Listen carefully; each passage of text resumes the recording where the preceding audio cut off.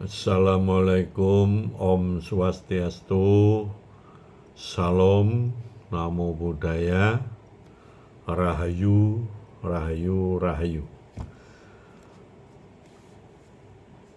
Ingkang kinurmatan para pandemen seni pedalangan putra-putra ingkang nembe sinau ing pedalangan, para kadang, para mitra sedaya pandemen seni pewayangan ingkang tuhu kula hormati. Dalam konten ini saya akan melanjutkan apa yang kemarin sudah saya sampaikan, yaitu tentang penjelasan mengenai idiom dalam bahasa pedalangan.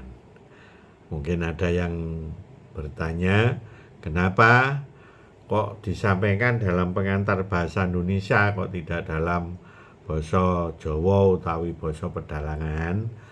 Begini, karena tujuan saya supaya konten ini bisa diterima di kalangan umum, ya, tidak hanya di kalangan pedalangan Jawa, mungkin di pedalangan gaya lain, tidak hanya di Jawa Tengah, mungkin di Jawa Barat, di Bali, dan di luar Jawa yang lain bisa menerima ini. Maka saya harapkan dari netizen juga bisa memaklumi bahwa dalam hal ini yang penting adalah penjelasan secara arti kata ataupun secara makna atau filosofi dari tembung-tembung itu, juga implementasinya di dalam seni pedalangan.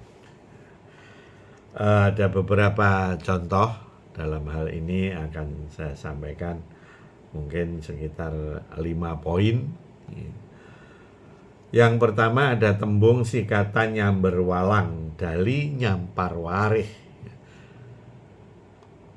Secara arti kata, tembung sikatan itu berarti burung, ya, sejenis burung.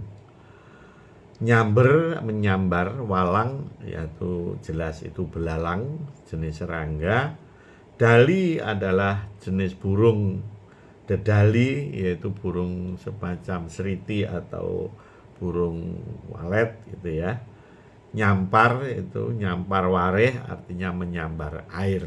Nah, itu apa maknanya? Nah, makna daripada idiom ini adalah menggambarkan keterampilan seorang prajurit dalam peperangan yang sungguh hebat, bagaikan burung sikatan dan burung dedali yang sedang menyambar mangsanya.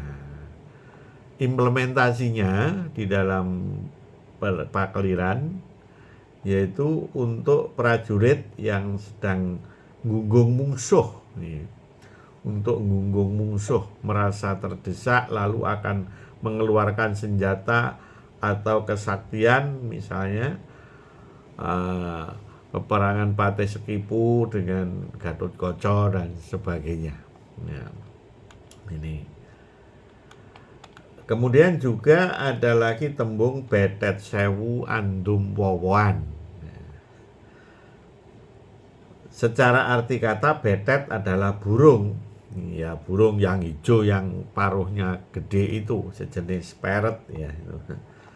Sewu itu artinya 1000, andum wowoan itu berbagi buah-buahan. Bisa diartikan berbagi atau berebut. Ya, ini. Nah, maknanya orang yang sedang berbicara adu mulut tanpa jeda bagaikan burung betet yang banyak yang sedang berebut makanan. Ini untuk apa ini implementasinya? Biasanya untuk ginem bantah. Bantah, misalnya ada Pendhita Durna bantah dengan Begawan Kilat Buwana misalnya, atau bahkan ada dalam sidang misalnya seperti ada di dalam sidang Kresna-Duta, di situ ada Salya, ada Karna ya, ada Sengkuni, ada Durna dan sebagainya, saling saut sinaut ya, adu mulut gitu. Gitu. Nah, berikutnya ada tembung perenjak tinaji. Nah, ini perenjak tinaji. Perenjak ini juga burung, burung perenjak itu semua sudah tahu saya kira. Tinaji asal kata taji. Taji itu senjata tajam yang sangat-sangat kecil tapi tajam. Ya. Ini biasanya untuk sabung ayam atau sabung burung. Itu zaman dulu ya, mungkin sekarang udah nggak ada. Sabung ayam, sabung burung. Lu perenjak kok ditaji, ya burung perenjak itu juga diadu dulu. Ya. Nah, apa makna daripada idiom ini?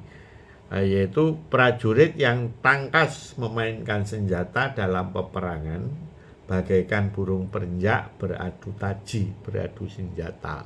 Ya, itu. Nah, penerapannya di mana?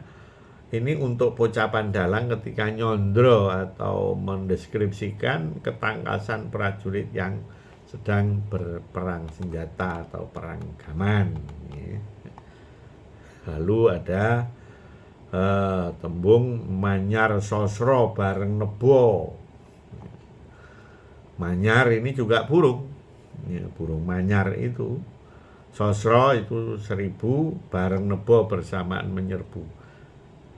Burung manyar itu biasanya kalau nebo di padi atau di mencari makan itu bareng-bareng dengan kawanannya.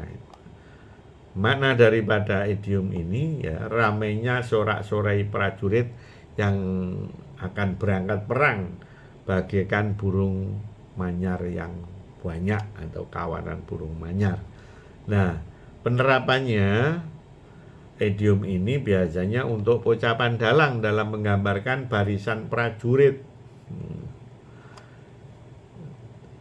Idiom ini juga untuk memberi sasmito gending ketika akan budalan ya, setelah odo-odo budalan Mataraman itu biasanya dalang terus pocapan lampahing prajurit pindo manyar sosro bareng nebo. Nah, ini iringan gendingnya lancaran menyarsen.